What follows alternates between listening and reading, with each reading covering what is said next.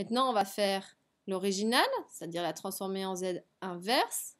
Donc si j'ai grand Y de z, c'est-à-dire qu'on va avoir petit y de n, qui va valoir quoi? Donc ici, on voit que j'ai un retard sur la fonction que je considère. Vous voyez ici, c'est petit x qui est retardé, et là, c'était la transformer en z de petit x. Ça veut dire qu'ici, elle, si je faisais son original, ce serait donc ici chemin inverse, avec la valeur de petit a qui valait, donc ici on a z sur z moins a, z sur z plus 1, donc a vaudra moins 1. Donc juste elle, son original, ça va faire moins 1 puissance n. Or, on m'a dit que si on ajoutait ce coefficient multiplicateur ici, 1 sur z, c'est qu'en fait, dans ma formule, j'ai du retard.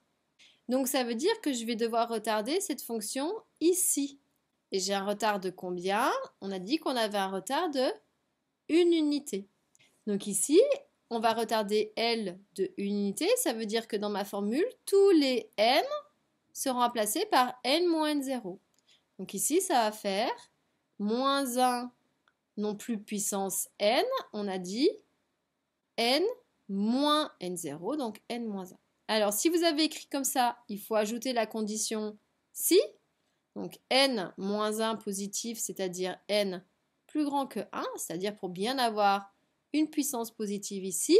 Ou alors, si vous ne voulez pas avoir d'ennui, on écrit avec la deuxième manière qui va être moins 1 puissance n moins 1, j'ai un retard, fois l'échelon discret pour pouvoir la rendre causale.